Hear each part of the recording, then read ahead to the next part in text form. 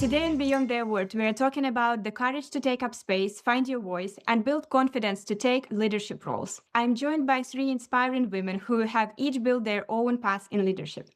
We have media executive Anita Jacoby, student leader Vivian Kinya, and board member for Girl Guides of Canada, Andrea Chakma. We're going back to the beginning of their journeys to find out how they push through the self-doubt to say, I can do it.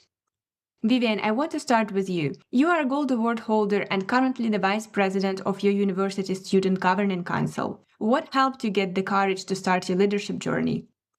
For me, it was the Duke of Edinburgh International Award that helped me overcome self-doubt and pursue leadership opportunities. It gave me the confidence and it helped me to know things about myself and the unleashed potential that was in me. And the award taught me resilience, perseverance, and especially when I faced setbacks in my leadership journey. For instance, I campaigned 2 times for the position of Director of Gender, Special Needs, and International Relations 2 times without success. I did not give up. I vied the third time, and that is when I won. I became the first woman to be in campus leadership, which encouraged other young people like me to join campus politics. The award also gave me the courage to keep pushing forward, and I learned that leadership is about creating spaces for others and leading by example. Thank you, Vivian. I like that you mentioned not giving up because it doesn't always happen from the first try, right? You sometimes have to push through and try again. And Anita, you know all about this. You were the CEO of ITV Studios Australia, but you started as a reporter in a world where leadership roles for women were almost non-existent. How did you break through? My leadership journey has actually been over many, many years in the media industry. It's been a really tough industry, especially in Australia. It's a very, and still is a very male-dominated industry. In fact, that of all media companies, only 31% of those companies are run by women, and that's in 2026. So that's not a great, we haven't made great strides. But my leadership journey probably started when I was about 22 and I was working as a reporter in a newsroom. And I came up with a television idea and I was very excited about it. And I spoke to a mate of mine and we decided to put together a proposal, two young women pitching a television proposal to a TV network, which we did. And we were successful in getting it off the ground, which was quite extraordinary, which meant that all of a sudden I had to understand about what does leadership mean. I had to look at employing staff. I had to get an office. And we were going out and shooting stories as well and doing all of that. But I had to learn the basics of leadership, which was quite a baptism by fire. But what I realized is you've got to back yourself.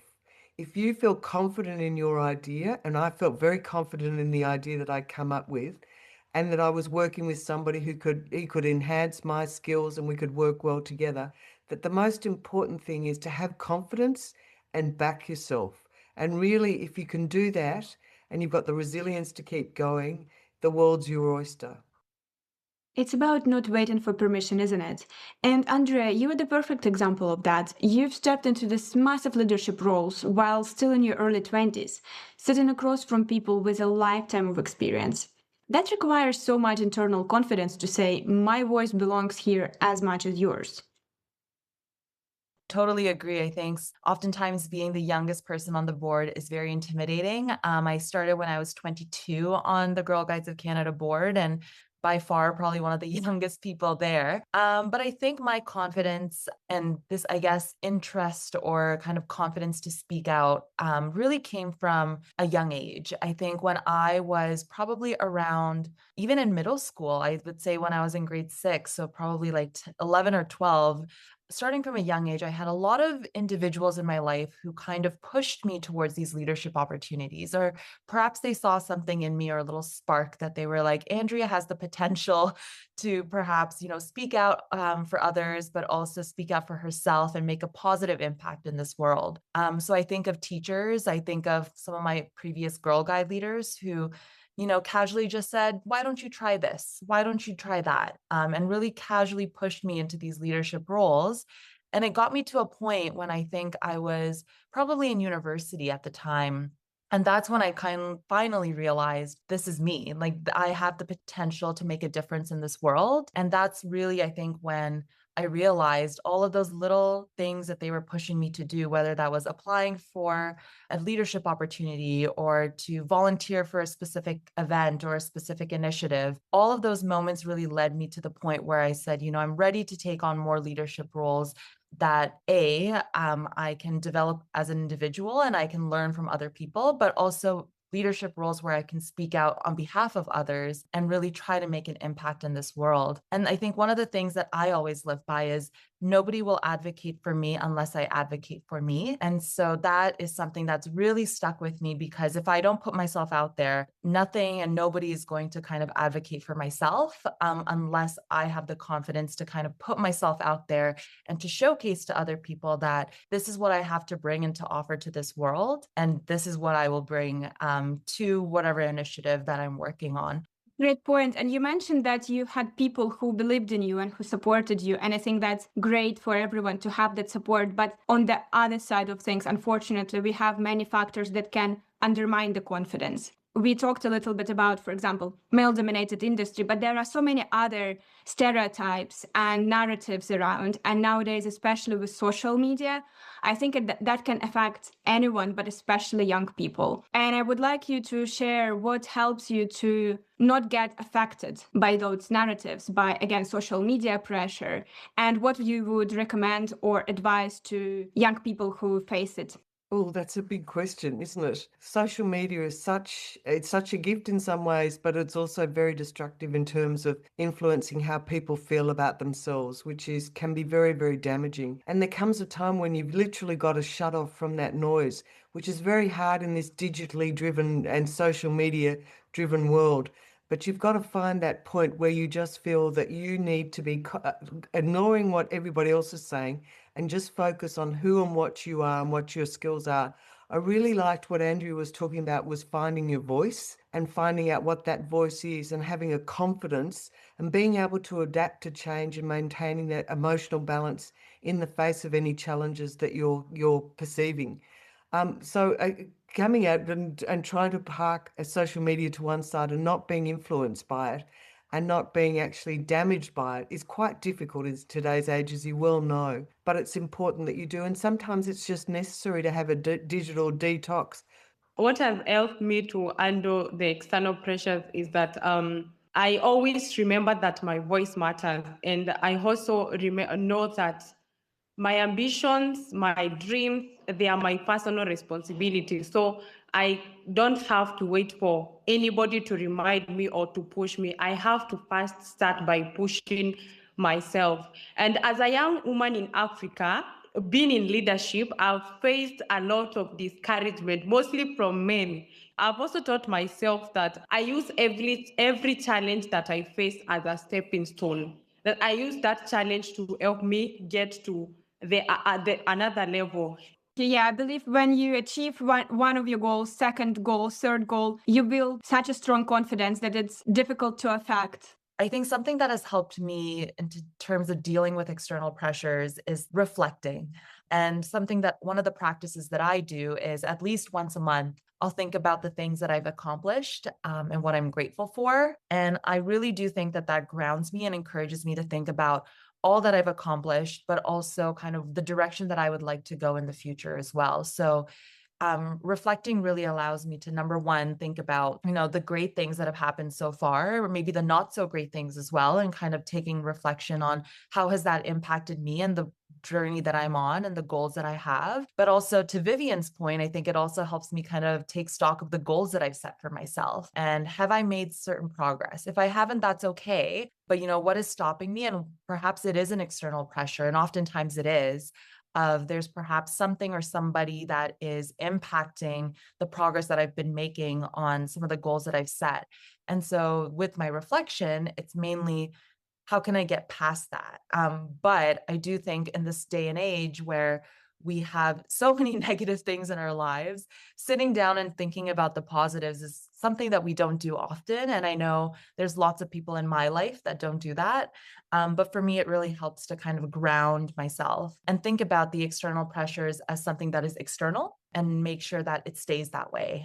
I think reflecting, that's a great practical tip on how to get some, let's say, confidence boost. Because even when you're generally a confident person, when you're quite established in your leadership role, you still can have like a bad day. You can have maybe, I don't know, something changed last minute and you feel nervous. Or again, these external voices can affect anyone. So I think that's a great practical tip. And I would like to ask Anita and Vivian to share if you have your little secret techniques, how to have a quick confidence boost. One trick that I use is reminding myself of the achievements that I've made and the impact that I've made.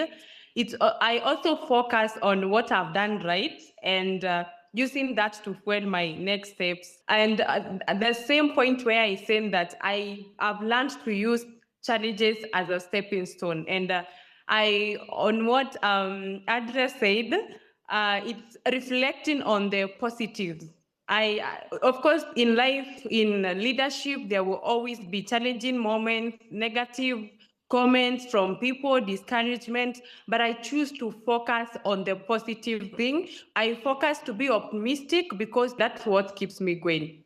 I'm quite similar to Vivian. I also focus on what I have achieved to date, what I'm really proud of, what I've done, where I've also helped other people, and particularly when I'm mentoring people, that then allows me when I've maybe, having a bad period or whatever, I can reflect on how I'm actually helping other people, because mentoring, I think, and having a mentor that you can actually use as a sounding board and to actually develop all your inner skills and your resilience and all those there's resilience, there's compassion, empathy, integrity, all the things that we need as leaders. Often we kind of lose sight of those. And I think having a mentor is really important.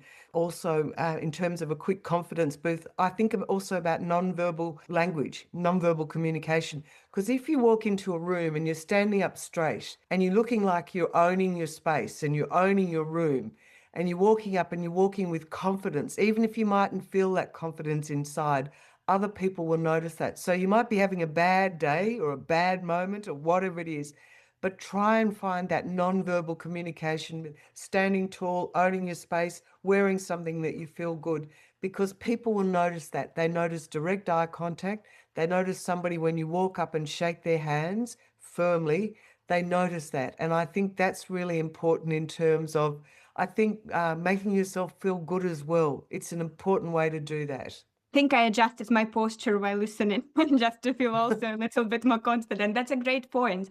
And I think it is a bit of a joke about fake it till you make it, but I think that helps. If you don't feel confident, at least try to act confident, and that will help you a bit. And then the confidence will come back. I would also like you to give us another recommendation. If you have maybe a book or a movie or a podcast that helps you to get some inspiration and motivation, please recommend it to our listeners. I am an avid reader, so I have 2 books, and one is more recent. One is one that really stuck out to me as somebody who oftentimes I feel like there's a lot of pressure to overachieve. So the first book is The Let Them Theory by Mel Robbins. This was an interesting one because it really talks about kind of pushing away all those external pressures, all those people that maybe don't believe in you and in the journey that you're on. And that was one of the more recent ones that I read. And the second one is Never Enough: When Achievement Culture Becomes Toxic and What We Can Do About It. And this book is by Jennifer Wallace. And this one was interesting because I feel like, we talked about, having the confidence to achieve so many things in our lives, and, take that next step and that achieve the goals. But there comes a point as well where that achievement culture becomes a little bit toxic and perhaps something where it becomes just a race and you end up not enjoying the journey at the end. I love listening to podcasts. For me, I would recommend The Diary of a CEO by Stephen. He's a British entrepreneur and an investor. The podcast is a great source of inspiration and insight on leadership and personal growth. It has really helped me in my leadership journey and also personal growth. And also, it has helped me to the same thing that Andrea shared. When you have so much that you want to do, sometimes it becomes a problem. You feel like you're burning out. So it has helped me to take one step at a time.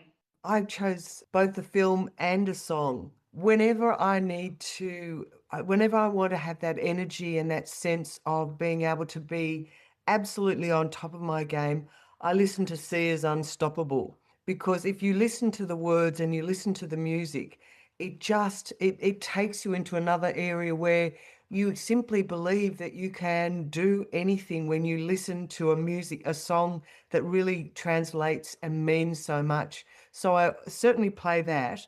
But I've also, in terms of films, I once saw a film star with Nelson Mandela, and it was a film about called Invictus, and it was about Nelson Mandela and a football team. But what it was really about was the power of vision and leadership, really strong leadership. And it's the importance of empathy, strategic thinking, and the power of human connection, which is what leadership is all about.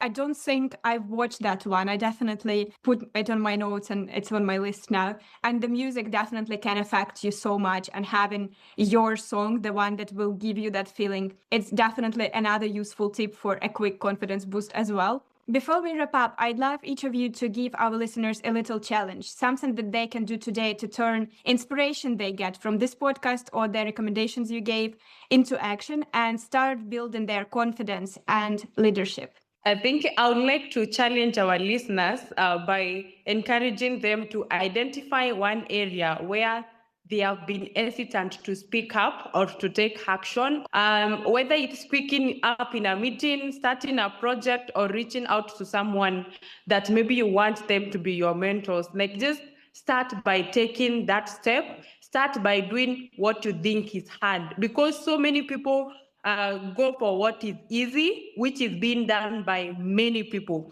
But if you take that one thing that you are afraid to do, that one thing that is not done by many people, it will motivate you to do more and more. It will encourage you and show you that there is nothing that is impossible, and you can achieve anything that you put your mind on, and it will help you to build the confidence and the trust in yourself. Well, I totally agree with what Vivian said. I think that's absolutely crucial. I also think it's really important to get yourself a mentor. I think mentors can be absolutely invaluable to all of us in life. And what they do is they actually see what you can't see in yourself, or what you often can't see in yourself. They will then sit down and you can have a conversation where suddenly you realize that you've got skills and capacities that you never realized because you just haven't thought about yourself in that way. And I would also say that you've got to surround yourself with supportive and empathetic people who can provide that emotional support and validation, because what we've got to do is practice good self-care. And I think that's really important as well. So my words are mentors, practice good self-care, and also, as Vivian said, unpack things and don't be frightened by them. Go back to basics and take it step by step by step, and find people that make you feel good. Definitely agree with Anita on the mentors. I have so many mentors in so many different areas of my life that each one of them is so incredibly special to me. So I definitely agree with that. I think my piece of advice would be, if you have 5 minutes today, write down your why. Why are you doing what you're doing in your life? What do you think your purpose is in this world and in this space? And what does success look like to you?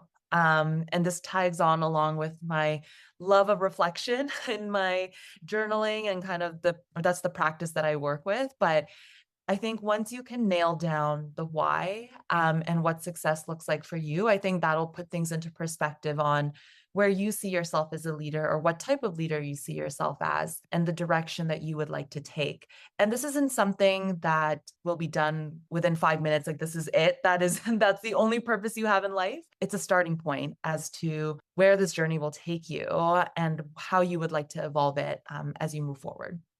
And thank you all for joining and for sharing your experiences. And to everyone listening, confidence isn't something you either have or don't have. It's something you build over time. You don't have to be born a leader, but you can absolutely become one. Try the recommendations and challenges our guests shared today, and stay tuned for the next episode of Beyond the Award.